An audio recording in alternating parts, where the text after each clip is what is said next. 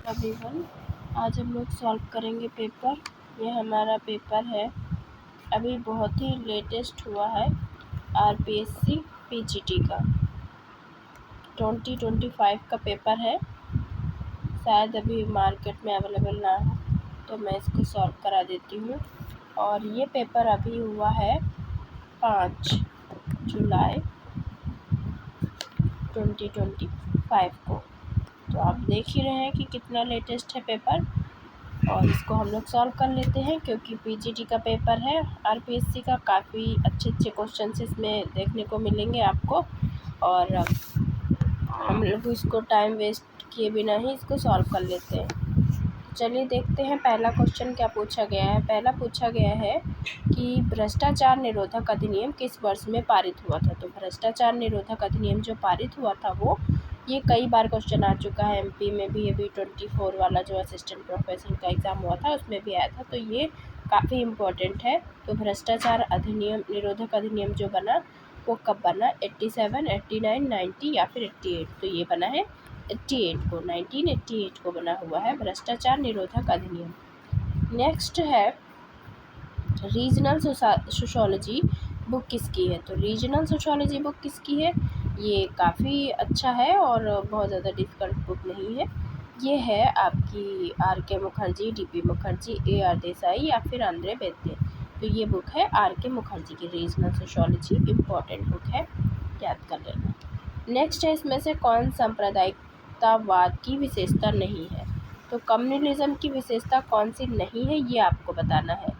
तो कम्युनलिज्म में क्या होता है, धार्मिक कट्टरता होती है, श्रेष्ठता की भावना होती है, और अलगाव की तो भावना होती ही होती है, सहयोग की भावना नहीं होती है। कम्युनलिज्म में सहयोग की कोई भी बात नहीं होती, तो फीलिंग ऑफ कोऑपरेशन नहीं होता है, तो इसलिए ये विशेषता इसकी नहीं है। तो ऑप्शन 2 करेक्ट हो जाएगा। नेक्स्ट है निम्नलिखित में से किसने भारत में जाति व्यवस्था को खत्म करने के लिए अंतर्जातीय विवाह की सिफारिश की। तो इसने क्या किया है, जो ये था इंटरकास्ट मैरिज, इसको रिकमेंड किया है। तो ये कौन है, पीएच प्रभु, एमएस राव, अंबेडकर, पानिक्कर या फिर आपने आंसर ले लिया। तो इसमें हो जाएगा आपका अंबेडकर। अंबेडकर ने कहा कि अगर जाति व्यवस्था को ख़त्म करना है तो इंटरकास्ट मैरिज करना पड़ेगा। तो इस तरह से ऑप्शन सी करेक्ट हो जाएगा। और ये काफ़ी पीजीटी में तो काफ़ी पूछे जाते रहते हैं इस टाइप के क्वेश्चन। नेक्स्ट है किसने कहा कि सभ्यताएं, विशेषकर पश्चिमी सभ्यताएं, उत्थान और पतन के चक्रीय प्रतिमान का अनुसरण करती हैं। तो सिविलाइजेशन का है, तो आपको समझ में ही आ रहा होगा कि सिविलाइजेशन पे किसने किसने काम किया है, सभ्यताओं की बात किसने की है। और यहाँ पे पर्टिकुलरली वेस्टर्न सिविलाइजेशन की बात हो रही है, और उसमें आप देख रहे हैं कि इन्होंने चक्रीय प्रतिमान का अनुसरण करती ये कहा है। तो इसमें आप समझ ही गए होंगे, या तो स्पेंगलर होंगे या तो, और तो इसमें कन्फ्यूज़न वाला ऑप्शन भी नहीं दे रखा है। तो यहाँ पे सीधा आपका स्पेंगलर ही हो जाएगा, ऑप्शन ए करेक्ट हो जाएगा। नेक्स्ट है उच्च वर्ण की लड़की का विवाह जब निम्न वर्ण के लड़के से होगा। तो आपने देखा है जब भी हम पीजीटी के पेपर्स करते हैं तो उसमें ये क्वेश्चन मिलेगा, या तो हाइपरगेमी पूछेगा या हाइपोगेमी पूछेगा ही पूछेगा। और उसमें हमने आपको ट्रिक भी बता रखी कि आपको सिर्फ एक ही याद करना है, जिसमें हमने बताया था कि अगर निम्न क्लास की लड़की होगी हाई क्लास से करेगी तो हाइपरगेमी हो जाएगा। इसने जस्ट अपोजिट पूछ लिया है, उच्च वर्ण की लड़की है, तो आंसर भी हमारा बदल जाएगा। क्या हो जाएगा, जब उच्च वर्ण की लड़की होगी तो हाइपोगेमी हो जाएगा, ऑप्शन ए करेक्ट हो जाएगा। नेक्स्ट है निम्न में से कौन सा कारक सामाजिक परिवर्तन लाने में सहायक है। तो सोशल चेंज लाने में हेल्प कौन करता है। तो स्थिरता है, परंपरा है, अनुरूपता है, संघर्ष है। तो जो सोशल चेंज किसके माध्यम से होता है, तो जब कॉन्फ्लिक्ट होता है तभी सोशल चेंज होता है। तो ऑप्शन डी आपका करेक्ट हो जाएगा। नेक्स्ट है अपने मूल अर्थ में सामाजिक परिवर्तन का अर्थ सामाजिक ढांचे में परिवर्तन है। तो बहुत ही अच्छी डेफिनेशन है और डिफ़िकल्ट नहीं है, हम ऑलरेडी आपको बता भी चुके हैं। सामाजिक ढांचे में परिवर्तन की बात कौन करता है, और पीजीटी में काफ़ी आती रहती है डेफिनेशन सोशल चेंज की, आपको एक ना एक मिलेगी। तो अगर आप हमारे पीजीटी के जितने भी हमने प्रीवियस ईयर पेपर सॉल्व कराए सारे ही सॉल्व करा दिए हमने, चाहे यूपी के हों, बीपीएससी के हों या फिर उड़ीसा के हों, या फिर दिल्ली पीजीटी हो, जितने इंपॉर्टेंट थे हम सारे सॉल्व करा चुके हैं। उसमें हमने काफ़ी डिटेल्ड एक्सप्लेनेशन कर रखी है ऑलरेडी। तो जो लोग लगातार उन पेपर्स को देख रहे होंगे उनको तो ऑलरेडी सब कुछ पता होगा, और जिन लोगों ने नहीं देखा है तो पीजीटी के प्रीवियस ईयर पेपर्स के नाम से ही हमने प्लेलिस्ट बनाई है, उसमें आपको सारे पेपर्स मिल जाएंगे, तो वहाँ जाके आप देख लेना। और उसमें हमने काफ़ी डिस्कशन किया है, तो अब हम इसमें ज़्यादा डिस्कशन नहीं करते हैं। तो अगर वो ढांचे की बात होगी, अगर उसके मूल जो सोशल स्ट्रक्चर है उसमें अगर चेंज आ रहा होगा तभी हम उसको सोशल चेंज मानेंगे। तो ये बात किसने कही है? तो ये बात कही है बॉटोमोर, मैकावन पेज, रामानुजा या जॉनसन। तो आपको भी पता है कि ये जॉनसन ही बात करते हैं, और इसी के साथ साथ वो कल्चरल चेंज की भी बात करते हैं। तो ऑप्शन 4 आपका करेक्ट हो जाएगा। नेक्स्ट है social change in modern India. जो बुक है वो किसने लिखी है? तो social change in modern India बहुत ही सिंपल बुक है और सभी को भी पता होगा किसने लिखी है। एम.एन. श्रीनिवास की बुक है, तो ऑप्शन 3 करेक्ट हो जाएगा। नेक्स्ट है प्रारंभ में कोई भी संस्था एक विचार होती है। तो स्टार्टिंग में संस्था क्या होती है? एक आइडिया होता है। तो ये किसने कहा है? और हमने बहुत ही अच्छे से जब संस्था की आपको डेफिनेशन कराई है तो हमने अपनी इम्पोर्टेंट डेफिनेशन वाली जो प्लेलिस्ट है उसमें बता रखा है कि इंस्टीट्यूशन की डेफिनेशन जितनी भी इम्पोर्टेंट है वहाँ आप अगर जाके देखेंगे तो कीवर्ड्स में आपको मिलेगा। उसमें मैंने आपको यही कीवर्ड बताया है कि संस्था में कौन विचारों की बात करता है या आइडिया की बात करता है। तो आइडिया की बात करते हैं समनर। और मैंने और भी लोगों को बता रखा है उसमें कि क्या क्या की इम्पोर्टेंट डेफिनेशन, और आप देख पा रहे होंगे जितनी डेफिनेशन हमने डिस्कस की है वहीं आपको यहाँ पे देखने को मिल रही हैं। तो अगर आपका भी डेफिनेशन वाला पोर्शन वीक है तो वहाँ से जाके आप अपने नॉलेज को एनहांस करके और डेफिनेशन के पोर्शन को स्ट्रॉन्ग करके आप अपने अच्छे मार्क को गेन कर सकते हैं। तो यहाँ ऑप्शन 1 करेक्ट हो जाएगा। नेक्स्ट है इनमें से कौन सी संस्था की विशेषता नहीं है? तो संस्था की विशेषता कौन सी नहीं है वो देख लेते हैं। तो इसमें पहला जो कह रहा है वो संस्था नियम व कार्य प्रणाली की विशेषता है। तो ठीक है, संस्था अमूर्त होती है, दिखती नहीं है, संस्था का एक प्रतीक होता है, और संस्था व्यक्तियों का एक समूह होती है। तो संस्था में व्यक्तियों का समूह नहीं होता क्योंकि वो तो नियम और कार्य प्रणाली की व्यवस्था है। तो ऑप्शन 4 जो होगा वो हमारा सही नहीं होगा, तो वो संस्था की विशेषता नहीं है। नेक्स्ट है निम्नलिखित में से कौन संस्था नहीं है? तो यहाँ भी पूछ रहा है कौन इंस्टीट्यूशन नहीं है, वो हमें देखना है। तो देख लेते हैं। कॉलेज इंस्टीट्यूशन है, गिरजाघर इंस्टीट्यूशन है, विवाह तो है ही, लेकिन जो विलेज है वो इंस्टीट्यूशन नहीं है। तो विलेज में क्या होता है? व्यक्तियों का एक समूह होता है और सब लोग रहते हैं, भी फीलिंग होती है। तो ये संस्था नहीं होगी। ठीक है, कॉलेज है तो उसमें नियम कार्य प्रणाली होगा। गिरजाघर में भी, चर्च में भी कुछ रूल्स होते हैं, उनका एक सिंबल होता है। मैरिज तो पता ही है, जाति विवाह ये सब क्या है? ये तो संस्था है ही। तो इस तरह से आपने देखा गांव जो है वो संस्था नहीं है। नेक्स्ट, निम्नलिखित में से कौन सामाजिक परिवर्तन के चक्करी सिद्धांत से संबंधित नहीं है? तो नहीं को देखना बहुत ज़रूरी होता है। तो चक्करी सिद्धांत से कौन संबंधित नहीं है? टायनेबी, सोरोकिन, स्पेंगलर तो आप जानते ही हैं, लेकिन पार्सन्स उससे संबंधित नहीं है। तो ऑप्शन डी करेक्ट हो जाएगा। नेक्स्ट है, नीचे 2 कथन दिए गए हैं, उनके आधार पर हमें सही उत्तर का चयन करना है। तो देख लेते हैं सही उत्तर हमारा क्या हो जाएगा। समिति व्यक्तिगत हित या कल्याण पर जोर देती है। तो समिति क्या करती है? व्यक्तिगत हित और कल्याण पर जोर देती है। संस्था सामूहिक कल्याण पर जोर देती है। तो बिल्कुल सही है, संस्था किस पे देगी? सामूहिक कल्याण पर, और समिति किस पे देगी? व्यक्तिगत हित पे। तो दोनों ही सही हैं। तो दोनों किस में सही माना गया है? दोनों सही माना गया ऑप्शन डी में। तो ऑप्शन डी ही करेक्ट हो जाएगा। कौन समिति की विशेषता नहीं है? तो यहाँ पूछ रहा है समिति की। अभी पूछ रहा था संस्था की, अब पूछ रहा है समिति की। तो समिति की कौन सी विशेषता नहीं है? समिति में निश्चित उद्देश्य होते हैं, और समिति में अनौपचारिक संबंध कैसे हो जाएंगे? वो तो फॉर्मल होंगे ना। तो इनफॉर्मल रिलेशनशिप नहीं होंगे। अस्थायी प्रकृति होती है, विचारपूर्वक स्थापना होती है। तो ऑप्शन 2 करेक्ट आंसर हो जाएगा। और अगर आपने हमारी समिति और संस्था की वीडियो जो वो शॉर्ट जो हम वीडियो बनाते हैं डेफिनेशन वाली, उसको देखा होगा तो बहुत ही आसानी से क्लियर हो जाएगा। हालांकि हम इस पर लॉन्ग वीडियो भी बहुत जल्द लाने वाले हैं, तो ये सारे जितने छोटे छोटे कॉन्सेप्ट हैं, टर्म्स हैं, वो सब कुछ आपके क्लियर होते रहेंगे। नेक्स्ट है, किंग्सले डेविस के अनुसार महासमिति कहा जाता है। तो महासमिति किसको कहा जाता है? वो किंग्सले डेविस हो या कोई भी हो। ग्रेड एसोसिएशन की बात कौन है इसमें? फैमिली या फिर पॉलिटिकल पार्टी, स्टेट या बिजनेस एसोसिएशन। तो ये हो जाएगा आपका स्टेट। स्टेट को ही मैकाइवर एवं पेज ने ग्रेट एसोसिएशन या बहुत महासमिति करके कहा है। तो कोई भी हो उससे हमें मतलब नहीं है, लेकिन जो ग्रेट एसोसिएशन होगा वो स्टेट ही हो जाएगा। तो ऑप्शन सी आपका करेक्ट हो जाएगा। नेक्स्ट है, निम्न में से कौन समिति का उदाहरण है? तो यहाँ पे समिति संस्था से बहुत क्वेश्चन पूछे गए। तो अब पूछ रहा है समिति का कौन सा उदाहरण है? तो समिति में कानून, मैरिज, रिलीजन या क्लब आएगा। तो वो हो जाएगा क्लब। ऑप्शन 4 जो है वो सीधे समिति है, एसोसिएशन है। तो आपका ऑप्शन 4 करेक्ट हो जाएगा।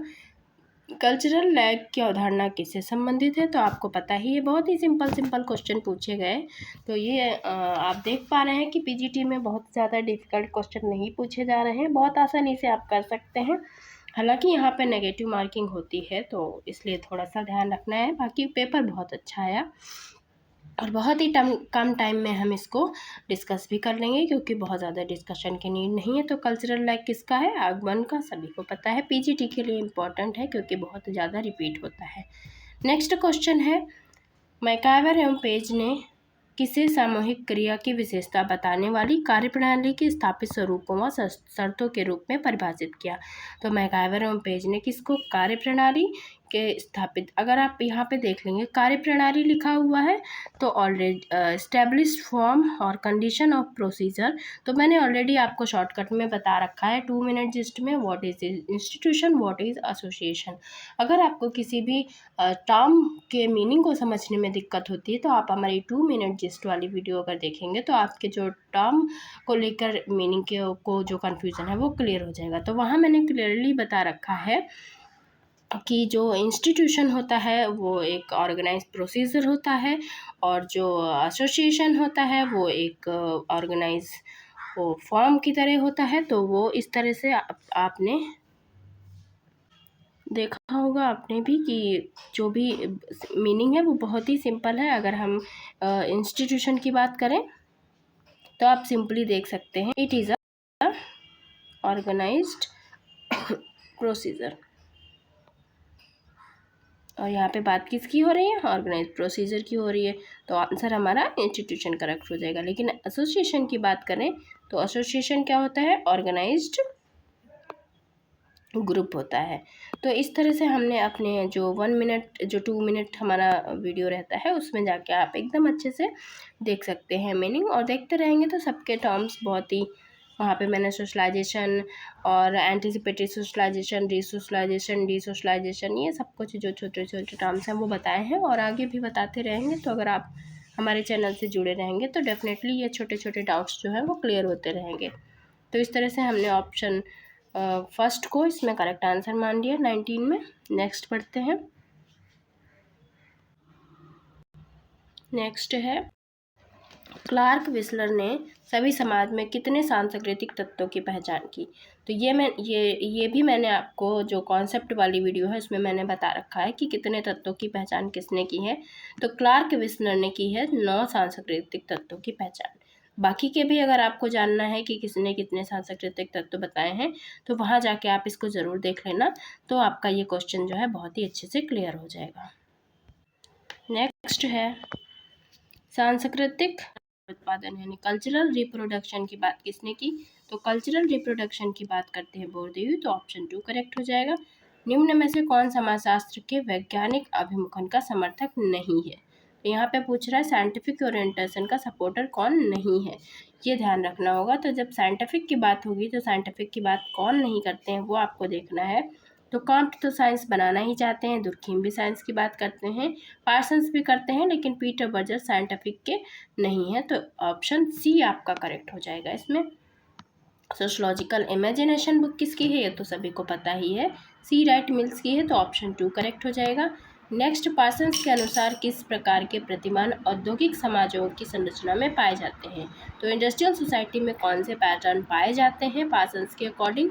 तो वो पाए जाते हैं यूनिवर्सल तो रहते ही हैं, उसमें से ही आपको देखना है। तो इंडस्ट्रियल सोसाइटी में अचीव होगा या स्क्राइब्ड होगा, ये आप बताइए।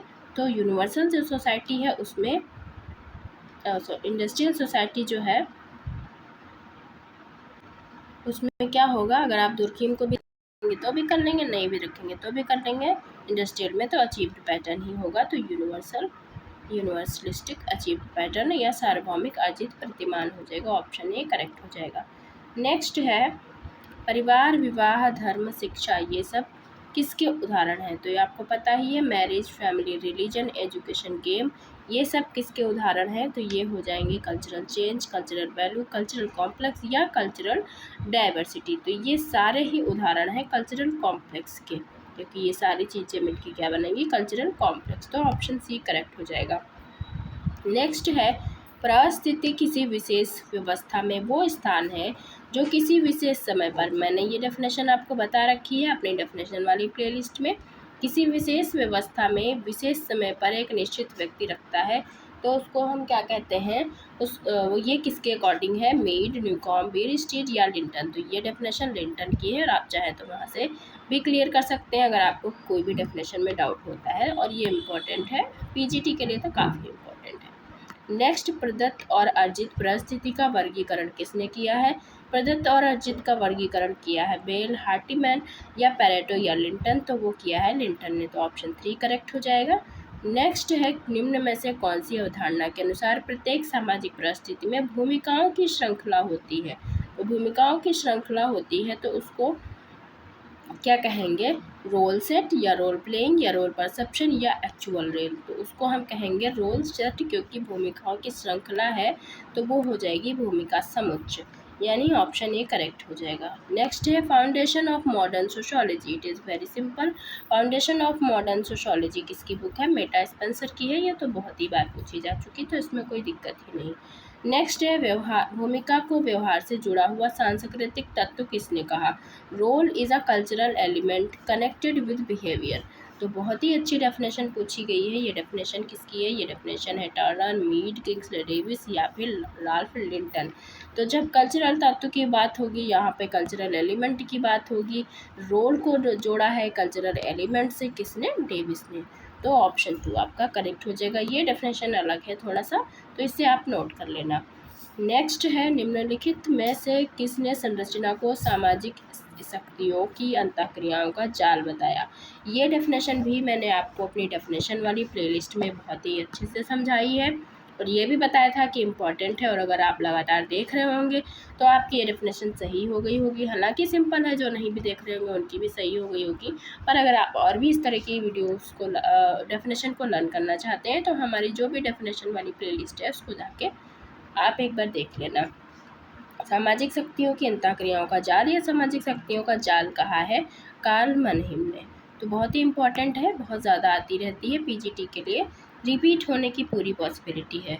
नेक्स्ट क्वेश्चन है अपराधियों का पुनर्वास क्या है? तो अपराधियों का जो पुनर्वास है वो क्या है?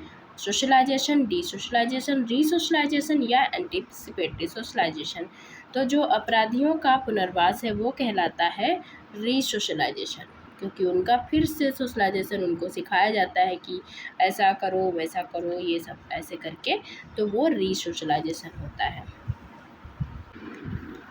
ऐसा क्योंकि जो अपराधियों का प्रयास है उसका सीधा मतलब ही है कि जो रिहैबिलिटेशन होगा वो समाज में फिर से, मतलब पुनर्वास फिर से उनको सिखाएगा किस तरह से समाज में शामिल हों। तो इसके लिए वो क्या करेंगे, जो भी अपराध से दूर रखने की प्रोसेस है, क्योंकि इसमें वो फिर से उनको वैल्यूज सिखाएंगे, नॉर्म्स सिखाएंगे, और वो सिखाएंगे कि कैसे किस तरह से अपने जो नॉर्म्स हैं उनको लर्न करो। तो फिर से सिखाने की जब कोशिश करेंगे तो री हो जाएगा, पुनः सोशलाइजेशन होने लगेगा। तो इस तरह से जो पहले मानदंड थे उनको, मतलब जिसका उसने उल्लंघन कर दिया उसको फिर से सिखाया जाएगा, तो रीसोशलाइजेशन हो जाएगा। और ये सारे ही कॉन्सेप्ट मैंने आपको 2 मिनट जिस्ट में समझाया है, तो वहाँ से भी आप क्लियर कर सकते हैं। बाकी ये तो सिंपल है, इसमें कोई दिक्कत की बात नहीं है। नेक्स्ट क्वेश्चन है वह प्रक्रिया जिसके द्वारा व्यक्ति सामाजिक मानदंडों को सीखता है। तो जब सामाजिक मानदंडों को ही सीख रहा है तो क्या कहलाएगा? सोशलाइजेशन। और मैंने भी आपको यही बताया था कि जब कोई भी पर्सन अपने सोशल नॉर्म्स को लर्न करता है तो उसे हम सोशलाइजेशन कहते हैं। तो ऑप्शन ए करेक्ट हो जाएगा। नेक्स्ट है फ्राइड का इड किस पक्ष से संबंधित है? तो फ्राइड का इड जो है वो किस पक्ष से संबंधित है? रीजन, हॉस्टिलिटी, पनिशमेंट या बेसिक इंस्टेंस? तो वो है मूल प्रणव से संबंधित ईड की बात हो रही है। तो जब ईड की बात होगी तो वो बेसिक इंस्टेंस से संबंधित है। ऑप्शन 4 करेक्ट हो जाएगा। नेक्स्ट है एंटीसिपेटरी सोशलाइजेशन। देखिए, आप एंटीसिपेटरी सोशलाइजेशन भी पूछ लिया, तो अगर आप हमारी 2 मिनट जिस्ट देखते रहेंगे तो ये छोटे छोटे टर्म में कंफ्यूज नहीं होंगे। तो एंटीसिपेटरी सोशलाइजेशन क्या होता, कौन से समूह के लिए होता है? तो जो अपने ही समूह के सदस्य होंगे उनके लिए तो होगा नहीं, जो गैर समूह के सदस्य होंगे उनके लिए ही होगा, क्योंकि नॉन ग्रुप मेंबर्स जो होते हैं वही एंटीसिपेटरी सोशलाइजेशन करते हैं, क्योंकि हम इसमें जो फ्यूचर में भूमिकाएं होती हैं उनको सीखने की प्रैक्टिस करने लगते हैं। जैसे हमें डॉक्टर बनना है तो पहले से ही डॉक्टर के जैसे उसको पहनने लगता है, कोट पैंट पहनने लगता है, ये सब तो एंटीसिपेटरी सोशलाइजेशन होने लगता है। तो कौन करेगा? जो उस ग्रुप का मेंबर नहीं होगा। तो इसीलिए गैर समूह सदस्यों के लिए होता है। तो ऑप्शन 2 करेक्ट हो जाएगा।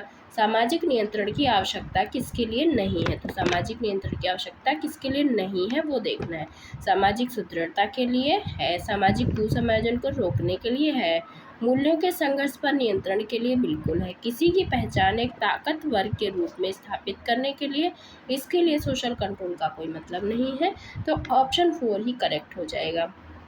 नेक्स्ट है मनुष्य की अति अवधारणा यानी over socialise conception of man. ये तो मैंने आपको पढ़ा रखा है कि ये किसका है, over socialise conception of man. इसकी ये किसने लिखा है ये मैंने आपको बताया है बहुत ही अच्छे से और उसमें मैंने आपको ट्रिक भी बताई थी बहुत अच्छी कि कोई आप चीज़ ओवर करेंगे तो क्या हो जाएगा, रॉन्ग हो जाएगा। तो ये बुक किसकी है, रॉन्ग की, DH रॉन्ग, यही मैंने वहाँ पे ट्रिक बताई है। तो अगर आप लगातार देख रहे होंगे तो चीज़ों को रिकॉल कर पा रहे होंगे, और नहीं देख रहे हैं तो आपसे देखने लगिए ताकि आपको चीज़ें अच्छे से टाइम पे रिकॉल हो जाए। जैसे कि मुझे ही तुरंत पता चल गया, ये तो मैंने ऑलरेडी पढ़ाया है, over socialised conception of man, DH wrong. तो आपको लर्न कैसे करना है, अगर आपने वो नहीं देखा तो अभी लर्न कर लीजिए। कोई भी चीज़ ओवर करेंगे तो वो रॉन्ग हो जाएगा, तो इसलिए आपको रॉन्ग नहीं करना है। ऑप्शन 4 करेक्ट हो जाएगा। नेक्स्ट है निम्न में से कौन सा सामाजिक नियंत्रण का गैर संस्थागत साधन है? तो यहाँ पे क्या पूछ रहा है, नॉन इंस्टीट्यूशनल मीन्स पूछ रहा है। तो नॉन इंस्टीट्यूशनल मीन्स कौन सा है? धर्म तो इंस्टीट्यूशनल है, गवर्नमेंट भी, शिक्षा भी, लेकिन जो सुझाव है, सजेशंस है, वो नॉन इंस्टीट्यूशनल है। तो आपका ऑप्शन डी करेक्ट हो जाएगा। नेक्स्ट है कौन सा सामाजिक नियंत्रण कार्य नहीं है? तो कौन सा नहीं है? व्यक्ति के व्यवहारों पर नियंत्रण, ये तो है। समाज में विषमरूपता बनाए रखना, हेट्रोजेनिटी बनाए रखना, ये नहीं है उसका काम। तो ऑप्शन 2 आपका करेक्ट हो जाएगा। सुरक्षा बनाता है, परंपराओं की रक्षा करता है। कौन सा क्रॉन्सबी द्वारा सूचीबद्ध अनौपचारिक नियंत्रण के मूल प्रकारों में नहीं है? तो क्रॉन्सबी जो है उनके द्वारा इनफॉर्मल सोशल कंट्रोल में कौन सा टाइप नहीं है? ये अलग क्वेश्चन पूछा है, कहीं पूछ लिए तो ये अच्छा है। मानदंडों को पुनः परिभाषित करना, ये है। दंड है, सामाजिक पुरस्कार है, लेकिन धर्म को उन्होंने इनफॉर्मल में नहीं रखा है। तो अगर पूछ ले कि कौन कौन से हैं, क्या पता इनके द्वारा, क्रॉसबी के द्वारा, तो रीडिफाइन करेंगे नॉर्म्स को, पनिशमेंट देंगे, सोशल रिवॉर्ड होगा, लेकिन रिलीजन की बात वो नहीं करते। तो ऑप्शन 4 करेक्ट हो जाएगा। निम्न में से किस व्यवस्था में एक व्यक्ति को कानून और प्रथा द्वारा दूसरे की संपत्ति माना जाता है जो पूर्णतः अधिकार विहीन होता है और जिसका संरक्षण एक बैल या गधे की तरह से किया जाता है? तो वो क्या है? तो अब यहीं से देख लो आप, इसका संरक्षण बैल या गधे की तरह से किया जाता है और वो अधिकार विहीन है। तो ये कौन सा सिस्टम हो जाएगा? दासता हो जाएगा, स्लेवरी हो जाएगा। ऑप्शन ए करेक्ट हो जाएगा। सामाजिक स्थिरीकरण के संरचनावादी उपागम से कौन सा संबंधित है? तो अगर सोशल स्ट्रेटिफिकेशन के संरचनावादी उपागम की बात करेगा तो कौन हो जाएगा? मार्टिन, डूमा, मैरियट या फिर डिसूजा। तो सोशल स्ट्रेटिफिकेशन के संरचनावादी उपागम से संबंधित है डूमा। तो ऑप्शन 2 करेक्ट हो जाएगा। नेक्स्ट है, मैकाइवर एवं पेज के अनुसार समाज में आचरण के मान या स्वीकृत तरीके क्या कहलाते हैं। ये डेफिनेशन भी मैंने आपको बता रखी है। आचरण के मान और स्वीकृत तरीके क्या कहलाते हैं, तो वो कहलाते हैं मूल्य, नियम, लोकरीतियाँ या स्वीकृतियाँ। तो वो कहलाते हैं फोकवेज। ये फोकवेज की डेफिनेशन में ही मैंने आपको बताया है मैकाइवर एवं पेज की। नेक्स्ट है, निम्न में से कौन समाजशास्त्री सामाजिक स्त्रीकरण के परिस्थिति सिद्धांत से जुड़े हुए हैं। तो स्त्रीकरण के स्टेटस से कौन से जुड़े हुए हैं, अब आपको समझ में आ ही गया होगा। परिस्थिति वेबर, मार्क्स, वार्नर, डेविस, मोर। तो अब अगर देखेंगे तो इसमें कार्ल मार्क्स तो निकल ही जाएंगे, इन्हीं तीन में कन्फ्यूज़न होगा। अगर स्ट्रेटिफिकेशन केवल देखेंगे तो आप डेविस, मोर लगाएंगे। अगर केवल स्टेटस देखेंगे तो आप करेंगे वेबर। यहाँ पे देखना है आपको इसके सामाजिक स्त्रीकरण के परिस्थिति सिद्धांत से कौन जुड़े हैं। तो यहाँ पे इसका मतलब है जो प्रेस्टीज है उससे कौन जुड़ा हुआ है। तो प्रेस्टीज से जो जुड़े हुए हैं वे हैं वार्नर। तो ऑप्शन 3 आपका करेक्ट हो जाएगा, जो कि आयोग ने माना। लेकिन अगर इसको सीधा सीधा ऐसे ही देखा जाए, स्टेटस की बात तो वेवर करते हैं डायरेक्टली, लेकिन उसको आयोग ने नहीं माना। तो अगर हम वार्नर को ऑप्शन मानते हैं सही, तो यहाँ पे उसका जो प्रख्यात मूलक शब्द जो सिद्धांत है वो तो वार्नर ने दिया है, जिसमें वो उसकी बात करते हैं कि सम्मान और किस तरह से उसको प्रख्यात मिलती है, किस तरह से प्रेस्टीज मिलती है। तो वार्नर सही होगा। अगर उस पर्सपेक्टिव में देख रहे हैं तो वार्नर को सही माना जा सकता है, और अगर सिंपली स्टेटस के पर्सपेक्टिव में देखेंगे तो वेबर को सही माना जाएगा। तो फिलहाल हमने इस क्वेश्चन को डाउटफुल में रखा है। मेरे अकॉर्डिंग सीधा अगर ये देखा जाए तो वेबर हो सकता था, लेकिन आयोग ने तो वार्नर को माना। तो वार्नर के अकॉर्डिंग हम देखेंगे तो इसको ले जाएंगे प्रेस्टीज से, यानी जो सम्मान सूचक परिस्थिति की बात की है वो वार्नर ने की है। तो अब आप इस क्वेश्चन को थोड़ा सा देख सकते हैं। फिलहाल मैंने करेक्ट आंसर आयोग के अकॉर्डिंग जो वार्नर माना उस हिसाब से क्वेश्चन में थोड़ा सा मॉडिफिकेशन करके आपको सही बताने की कोशिश की। नेक्स्ट डिस्कस कर लेते हैं। नेक्स्ट जो क्वेश्चन है, सामाजिक स्त्रीकरण के निम्न प्रकारों में से बाटोमोर ने किसका वर्णन नहीं किया। ये तो अच्छा सिंपल क्वेश्चन है, इसमें कोई दिक्कत नहीं। तो बाटोमोर ने जिनका वर्णन किया वो है कास्ट, स्लेवरी, सोशल क्लास, लेकिन उन्होंने पावर की बात नहीं की है। ये बहुत ही अंदर से क्वेश्चन है, लेकिन क्वेश्चन बुक में बहुत ही आसानी से मिल जाएगा, तो इसमें दिक्कत नहीं होगी। 3 चीज़ों की उन्होंने बात की, कास्ट, स्लेवरी, सोशल क्लास, लेकिन पावर की बात नहीं करते। तो ऑप्शन सी करेक्ट हो जाएगा। नेक्स्ट है, उद्योग और ट्रेड यूनियन में पाया जाने वाला सहयोग निम्न में से किस श्रेणी में आता है। तो ये आता है, जब हम यहाँ पे बात कर रहे हैं इंडस्ट्री ट्रेड यूनियन, तो क्या ये प्राइमरी होगा? नो। सेकेंडरी होगा? यस। तो ऑप्शन 2 करेक्ट हो जाएगा हमारा। नेक्स्ट है, the function of social conflict, इसके लेखक कौन है। तो ये आपको पता ही है, कोजर है, और ये हम भी पढ़ा चुके हैं और ये सबको पता भी है। तो ऑप्शन 1 करेक्ट हो जाएगा। नेक्स्ट है, मालूम तो यही होता है कि हमारे अन्य लोगों के साथ संबंधों में सदैव संघर्ष के तत्व रहना अनिवार्य है, वैसे ही परस्पर सहायता का भी। तो मतलब जो दूसरे लोग हैं उनके साथ दोनों ही तत्व जुड़े हुए हैं, संघर्ष और सहायता। जीवन की समूची योजना उसकी अपेक्षा करती है, हमारा स्वयं मुख्य लक्षण उसे प्रतिबिंबित करता है, और प्रेम एवं कलह मनुष्य के मस्तिष्क पर साथ साथ बैठते हैं। तो जो मैंने हाईलाइट किया है, यहाँ से आप आंसर को बहुत आसानी से पकड़ पाएंगे।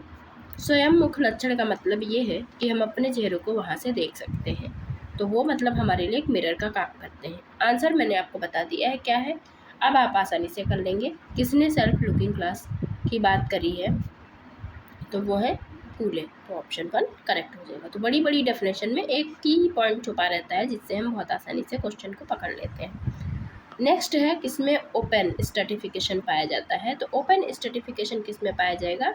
ऑब्वियसली एथनिसिटी तो नहीं, कास्ट तो नहीं, रिलीजन तो नहीं, क्लास ही ओपन है, जिसमें हम ऊपर नीचे आते जाते रहते हैं। तो ऑप्शन सी करेक्ट हो जाएगा। नेक्स्ट है, तारामाड़ परिवार की विशेषताओं के सही जोड़ों को लगाना है। तो इसमें जो सही विशेषता है वो जो मानी गई है, ये तो सही है कि मातृवंशीय संयुक्त परिवार होता है, और पित्तवंशी तो होगा नहीं जब मातृवंशी है, और उसके बाद मालाबार के नायर में पाया जाता है, ये भी सही है। और इसमें चौथा सही नहीं माना गया। तारावाणी की संपत्ति केवल स्त्रियों में होती है। कर्णवाण तारावाणी की संपत्ति का प्रबंधक होता है, ये ठीक माना गया। और तारावाण का आकार जब बड़ा हो जाता है तो तावच्छी में भी विभक्त हो जाता है, ये भी सही है। तो इस हिसाब से अगर हम देखें तो ये ऑप्शन केवल बनता है ऑप्शन 2 में। तो इसका ऑप्शन 2 करेक्ट आंसर आयोग के अकॉर्डिंग है। नेक्स्ट, मर्डॉक ने नातेदारी की श्रेणियों की विवेचना करते हुए प्रत्येक श्रेणी के संबंधियों की संख्या बताई। तो वो कितनी उन्होंने बताई है वो आपको बताना है। बहुत अच्छा क्वेश्चन है। हम लोग ज़्यादातर 3 जानते हैं 151 और 2 जानते हैं 33। प्राथमिक भी पूछता है पीजीटी में, तो वो भी लर्न कर लेना। तो प्राथमिक कौन सी है, वो है 8। तो 8, 33, 151 आपको याद करना है। ऑप्शन 4 करेक्ट है। अभी तो इसमें कोई दिक्कत नहीं, क्योंकि हम यहाँ से भी कर सकते थे, यहाँ से भी। लेकिन अगर प्राइमरी पूछ लेगा मे भी डाउट हो जाए। अगर आपको रिवीजन आपने नहीं किया है तो दिक्कत हो सकती है, बाकी कोई बात नहीं है। तो आप याद कर लेना 8, 33, 151। ऑप्शन 4 करेक्ट है। नेक्स्ट है, भारत में किन के प्रयासों से सन 1856 में हिंदू विधवा पुनर्विवाह अधिनियम पारित हुआ। तो किसके प्रयास से स्टार्ट हुआ था हिंदू विधवा पुनर्विवाह अधिनियम? वो स्टार्ट हुआ था राजा राम मोहन रॉय और ईश्वरचंद्र विद्यासागर के प्रयास से। तो ऑप्शन 3 करेक्ट हो जाएगा। यह किसने कहा कि नातेदारी मात्र रिश्तेदारों के मध्य का संबंध है, यानी वे लोग वास्तविक, अनुमानित या कल्पित रक्त संबंधों से जुड़े हुए होते हैं। तो कल्पित रक्त संबंधों से जुड़े हुए होते हैं, ये बात किसने की है? ये बहुत अच्छा की पॉइंट आपको मिला और ये बात की है रॉबिन फॉक्स ने।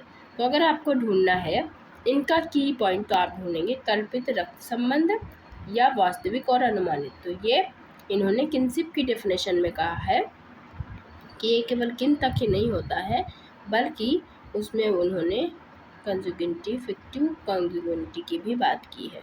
तो हमारा रॉबिन फॉक्स आंसर करेक्ट हो जाएगा और कीवर्ड है कल्पित रक्त संबंध। ठीक है, ऑप्शन जो 2 है वो करेक्ट हो जाएगा। बहुत ही इंपॉर्टेंट डेफिनेशन है। नेक्स्ट कर लेते हैं, बाहरी प्रभावों से जनजातीय संस्कृतियों के संरक्षण के लिए राष्ट्रीय उपवन बनाने का सुझाव किसने दिया? बहुत ही सिंपल है, राष्ट्रीय उपवन की बात तो एल भी नहीं करते हैं। ऑप्शन 4 करेक्ट हो जाएगा। शारदा एक्ट भी आप जानते हैं किस वर्ष में पारित हुआ? तो 1929 में पारित हुआ और बहुत ही सिंपल पेपर बना था।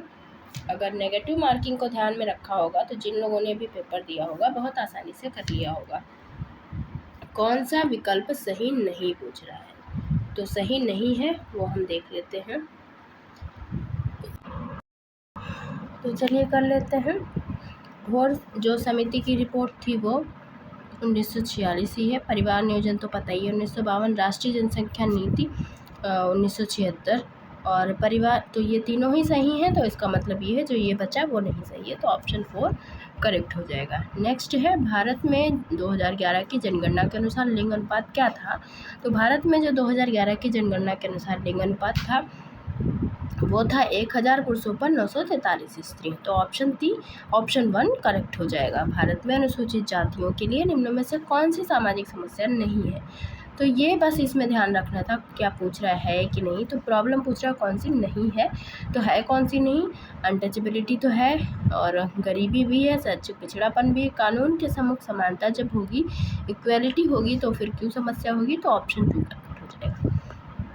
2011 की जनगणना के अनुसार भारत का अनुमानित और औसत जनसंख्या घनत्व क्या है? तो अनुमानित और औसत जनसंख्या जो घनत्व है वो है 382 प्रति वर्ग किलोमीटर।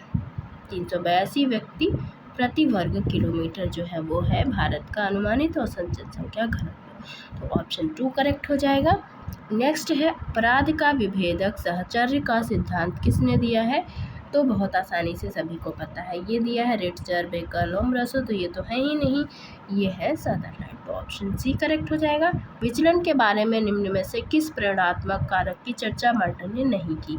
तो मर्टन ने किसकी चर्चा नहीं की है? सोशल की करते हैं, रिलीजियस की करते हैं, कल्चरल की करते हैं, इंडिविजुअल की चर्चा वो नहीं करते हैं। तो आपका ऑप्शन 3 करेक्ट हो जाएगा। नेक्स्ट है, किसने कहा ज्ञान का उद्देश्य समस्याओं का समाधान करना है? तो ज्ञान का क्या उद्देश्य है? समस्याओं का समाधान करना। ये किसने कहा? और अगर आप देखेंगे ज्ञान की बात कौन करता है, तो ज्ञान की ज़्यादातर बात जॉन डीवी ही करते हैं। तो ऑप्शन 1 आपका करेक्ट हो जाएगा। नेक्स्ट है, भारत में औसत वार्षिक जन्म दर के बारे में निम्न में से कौन सा सही है। औसत वार्षिक जन्म दर के बारे में कौन सा सही है, तो ये हमें करना है। तो देख लेते हैं, ये 1951 से 61 में 40 प्रति हज़ार थी या 42 प्रति हज़ार थी, क्योंकि यहाँ पे 40, 42, 35 या फिर 35.52। तो ये हमारा जो है ये सही हो जाएगा। 1951 से 61 में 42 प्रति हज़ार थी, जो सन 2011 में घटकर हुई कितनी, 24.8 प्रति हज़ार हो गई। तो ये आपको ध्यान रखना है कि पहले 42 थी, फिर घट के 2011 में 24.8 प्रति हज़ार हो गई। तो ऑप्शन 2 करेक्ट हो जाएगा। नेक्स्ट है, किसने सामाजिक अनुसंधान को ऐसे वैज्ञानिक प्रयास के रूप में परिभाषित किया जिसका उद्देश्य तार्किक और क्रमबद्ध प्रविधियों द्वारा नए तथ्यों को खोजना था। मैंने आपको ट्रिक के माध्यम से बताया था, वही ट्रिक यहाँ पे पूछी गई है, आगे पढ़ने की नीड नहीं है। प्रीवियस ईयर के पेपर करा रहे थे तब बताया था, या फिर डेफिनेशन में मुझे ध्यान नहीं, लेकिन मैंने आपको ये बताया है कि जब भी किसी उसमें डेटा कलेक्शन की बात, कोई भी डेफिनेशन में जब नए तथ्य और पुराने तथ्यों से तुलना होगी, दोनों चीज़ों की बात होगी, तो आंसर क्या होगा, यही की पॉइंट मैंने बताया था। और की पॉइंट में पहले ही नंबर पे इन्होंने लिख दिया है, तो जिन्होंने भी ध्यान दिया होगा उनका तो आंसर ऐसे ही सही हो गया होगा, टाइम भी बच गया होगा। जिन्होंने नहीं ध्यान दिया होगा वो अभी से जान लें। अगर नए तथ्य हैं उसके साथ पुराने तथ्यों की भी बात हो रही है, मतलब new fact plus old fact दोनों ही हैं, नए फैक्ट और दोनों को ही जोड़ेंगे तो हमारा आंसर होगा पीवी यंग। ऑप्शन नंबर 1 पे ही लिखा है, तो कुछ भी आगे पढ़ने की नीड नहीं है, बस यहीं से काम हो जाएगा। और इसी तरह के की पॉइंट के साथ अगर आपको बड़ी बड़ी डेफिनेशन को लर्न करना है तो जाइए और हमारी डेफिनेशन वाली प्लेलिस्ट को ओपन करिए और जितनी भी डेफिनेशन आई हैं अभी तक आपके सामने उन सभी को लर्न कर लीजिए। आगे और आती रहेंगी और आप लर्न करते रहेंगे जब तक आपको आपकी मंजिल नहीं मिलती है। सारी की सारी डेफिनेशन, कॉन्सेप्ट बुक सब लर्न कर डालिए। नेक्स्ट है, निम्न में से कौन संभाव्यता निदर्शन का टाइप नहीं है, मतलब प्रोबेबिलिटी सैम्पलिंग का टाइप कौन सा नहीं है। तो ये पूछ रहा है प्रोबेबिलिटी में, तो देख लेते हैं कौन सा उसका टाइप नहीं है। तो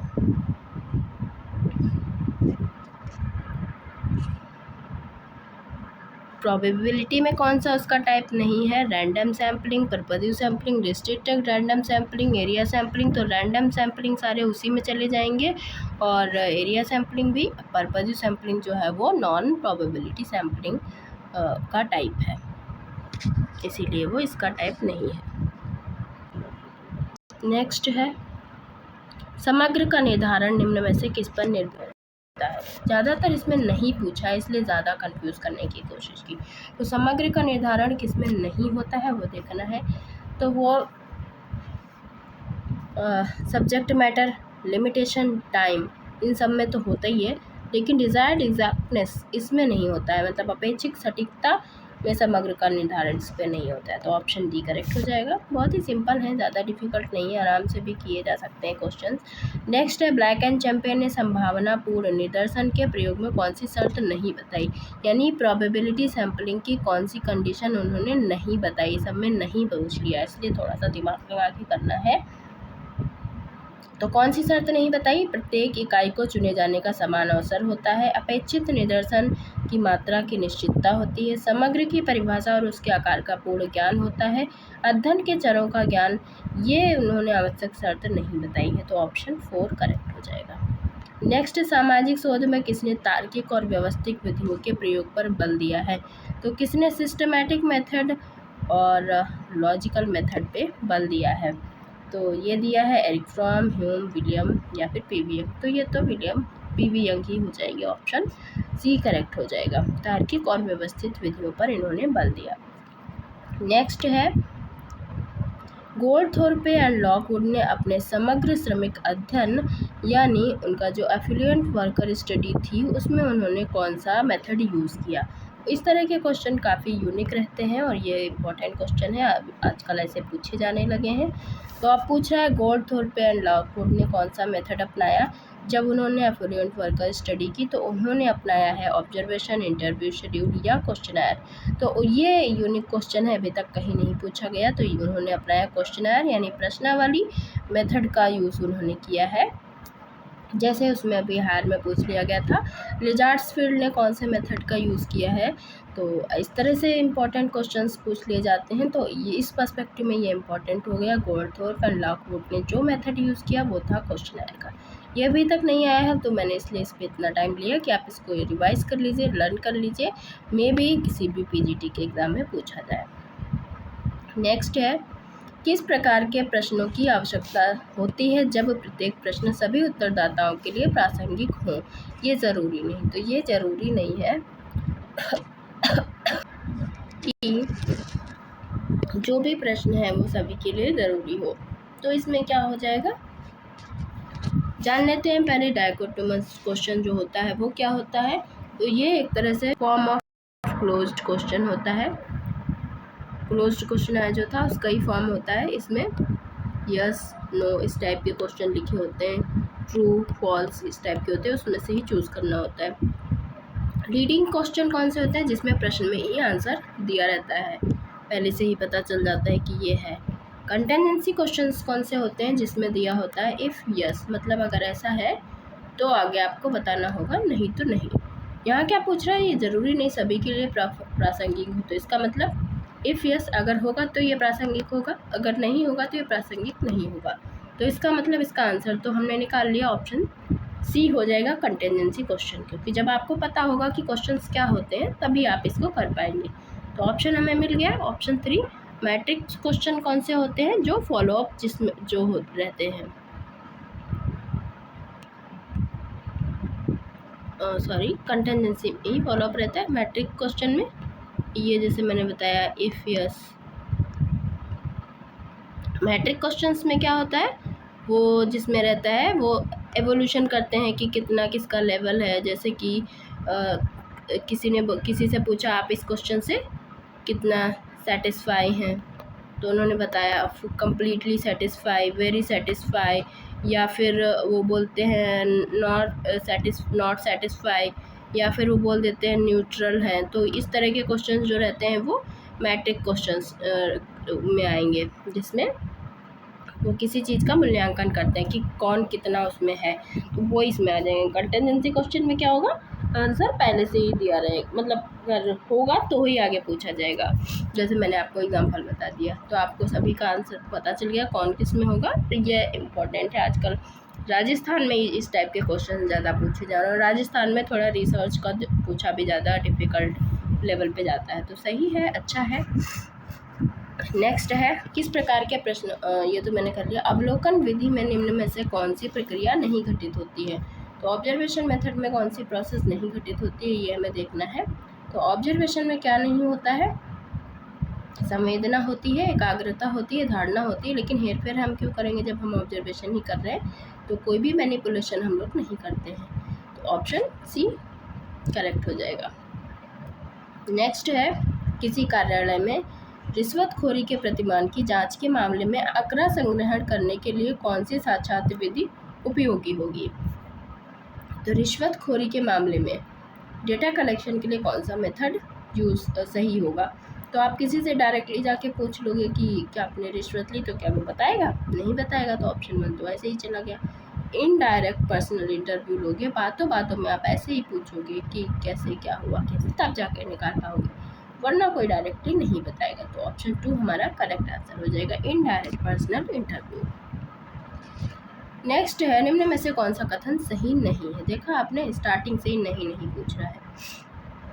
अवलोकन व्यवहारों के अंकन को तब संभव बनाते हैं जब वे घटित होते हैं, बिल्कुल सही बात। यह उन सूचनादाताओं से तथ्य संकलन करने में मदद करता है जो मौखिक सूचना नहीं दे सकते हैं, ये भी ठीक है। यह सूचनादाता की सूचना प्रदान करने की इच्छा से स्वतंत्र होता है, ये भी ठीक है। अवलोकित सूचनाओं का संकेतन किया जा सकता है, जो आपने ऑब्जर्व किया है उसको आप कैसे कोडिफाई करोगे, उसको तो आप कोडिफाई नहीं कर सकते, वो तो ऑब्जर्वेशन होता है। तो ये सही नहीं है, ऑप्शन 4 आपका करेक्ट आंसर हो जाएगा। नेक्स्ट है, वैज्ञानिक प्राकल्पना का निम्न में से कौन सा लक्षण नहीं है। तो यहाँ पे पूछ रहे हैं साइंटिफिक हाइपोथेसिस का कौन सा लक्षण नहीं है। तो इसका लक्षण कौन सा नहीं होगा, क्लैरिटी, स्पष्टता तो होगा ही होगा, विशिष्टता भी होगा, और वैल्यू ड्राइवन यहाँ पे मूल्य की बात इसने कर दी, ये नहीं होगा। और फिर उपलब्ध पद्धतियों से परीक्षण यानी टेस्टेबल विद अवेलेबल मेथड, तो ये होगा। वैल्यू की बात उसमें नहीं होगा, तो ये सभी लोग कर लेंगे, बहुत आसान। अनुसंधान के आकार को छोटा बनाने में निम्न में से कौन सी प्रकल्पना यूज होती है? तो जब हम मिनिमाइज करते हैं रिसर्च की साइज को, तो कौन सी हाइपोथेसिस यूज करते हैं?